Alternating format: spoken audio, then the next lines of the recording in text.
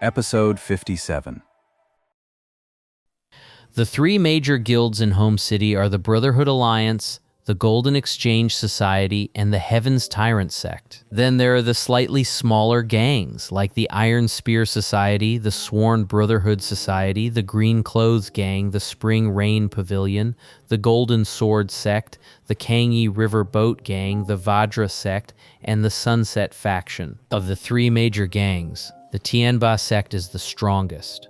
They've allied with the Golden Sword Sect and the Azure Clothes Gang to take control of the wealthiest district, the East City. And the Brotherhood Alliance, which is a bit weaker, along with the Iron Spear Society, the Kangi Boat Gang, and the Sworn Brotherhood, have taken control of the North District. As for the weakest of the bunch, the Golden Exchange Society, they've teamed up with the Spring Rain Pavilion, the Vajra Sect, and the Sunset Faction to dominate the Southern District. As for the last remaining West District, it's a bit of a mess, carved up by a bunch of smaller gangs.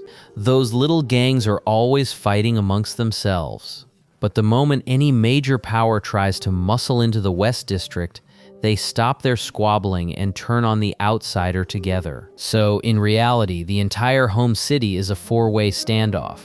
I've heard that the Golden Exchange is one of the three great powers of Lanzhou, and that Home City is supposedly its headquarters. So how did it end up becoming the weakest of the three major factions?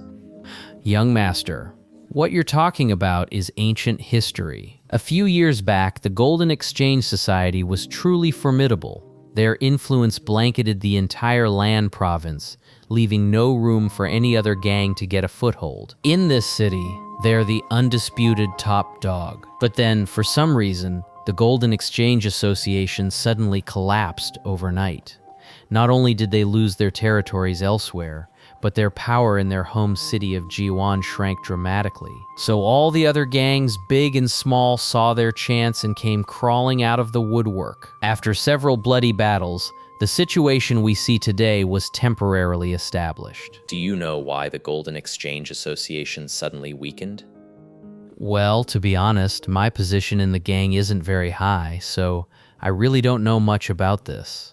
I just heard people say it was caused by internal division and infighting within the Golden Exchange Association. And what's more, it seems like there are other major powers behind the scenes actively suppressing them. I see. So, who's presiding over the Golden Exchange now? You know, don't you?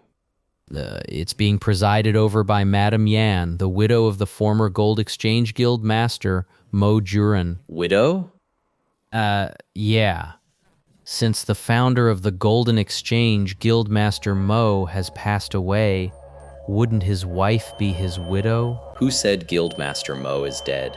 Well, everyone in Yuan City knows that. A year ago, the ghost hand Mo Juran's final disciple arrived at the Mo estate to deliver the news of his passing. He brought the late Guildmaster's last testament and a token of proof. A closed-door disciple? What's his name? His name is Wu Jianming. He's a pretty boy in his 20s. I hear he's also a true disciple of Mo Juran. His martial arts are said to be incredibly profound. Sun Ergu had already pieced it together. This person was definitely connected to the Golden Exchange Society and seemed to care a great deal about that young Master Wu. And just say what you mean. Don't beat around the bush. If the information is accurate, you will be handsomely rewarded. Well, I heard that this young Master Wu was actually engaged to the Mo family's daughter, Mo Yuzhu. Word is they're getting married real soon. Married? Han Li suddenly stood up. Then he raised his head to stare at the ceiling, motionless as if deep in thought. Listen carefully. Your task is simple. Starting today, you will quietly gather intelligence on the Mo estate for me. Focus especially on this young Master Wu. The more detailed, the better. Take this silver for now. Do the job well, and there will be a much greater reward. Get to it. Yes, sir. Don't worry, young master. I'll get this done. Then I'll take my leave. Sun Ergu, clutching the silver, backed out of the room with a face-splitting grin. My, this young master is truly generous. And the tasks he wants done are just small things like gathering information. Well, it looks like I made the right choice sticking with him for a while. Han Li watched the other man leave, his face beaming with joy, and let out a soft sigh. He suddenly felt a pang of regret over the money. He'd only been here 2 days and had already tipped away so much silver. It really did give him the feeling of being a prodigal son. Never mind. This silver will all be charged to the Mo family's account anyway, and with interest on top. This Wu Jiming is quite a character. He actually beat me to it, using the very identity I had planned to sneak into the Mo estate. And from the looks of it, he's aiming to get both the fortune and the beauty. He's got some nerve.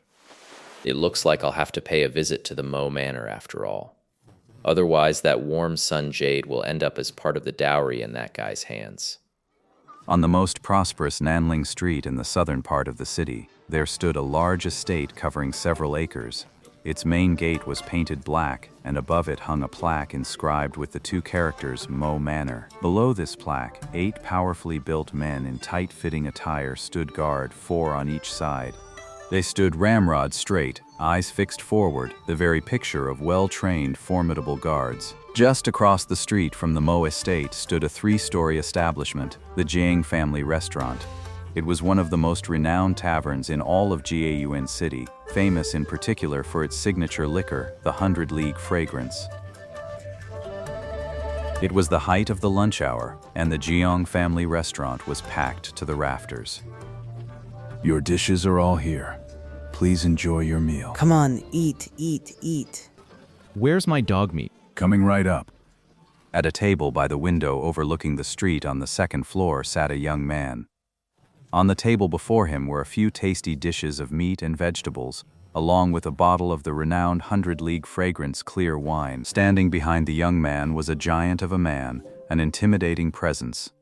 This young man was none other than Han Li, who had come out to gather information. Han Li kept looking out the window, idly toying with a small cup of wine. He'd barely touched the food on the table, his whole demeanor one of distracted, listless inattention.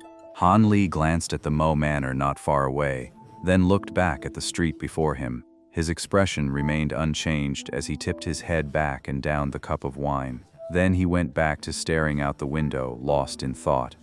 After some inquiries, Han Li learned that Dr. Mo's 2 biological daughters and his adopted daughter were all stunningly beautiful, renowned as the 3 great beauties of Home Garden City, earning them the title of the 3 jewels of the Mo Manor. And Mo Yuzhu, she was the most stunning of them all, the one with the most suitors. His engagement announcement sent shockwaves through the ranks of her admirers. Many were heartbroken, and some of the more hot-headed ones even challenged young Master Wu to duels. As a result, young Master Wu defeated 16 rivals in love, one after another. This only cemented his reputation as a peerless martial artist and brought him and Mo Yushu closer than ever, their affection for each other growing deeper by the day. The more Han Li thought about it, the more ridiculous the whole affair seemed.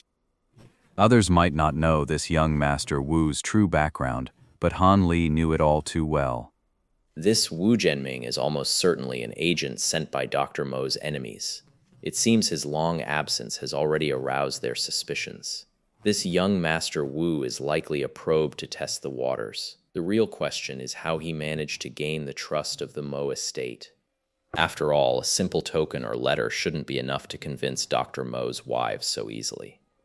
Han Li tapped his fingers lightly on the table, mulling over the questions in his mind. Right this way, sir. Please have a seat.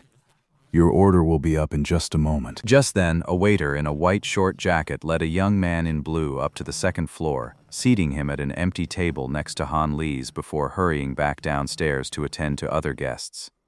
The young man in blue had handsome, well-defined features, with thick eyebrows and large eyes that gave him a distinctly heroic air. He took his seat, glanced around, and his gaze met Han Li's. Han Li felt an inexplicable depth in the other's gaze, as if a strange gravitational pull was trying to draw him in. Han Li was startled. He quickly turned his head away, his expression shifting slightly. The blue-robed youth was also taken aback for a moment, but then he cast a cold glance at Han Li, turned his head away, and paid him no further mind. Han Li's face paled. That single glance from the other man had made him feel utterly exposed, seen through to his very core.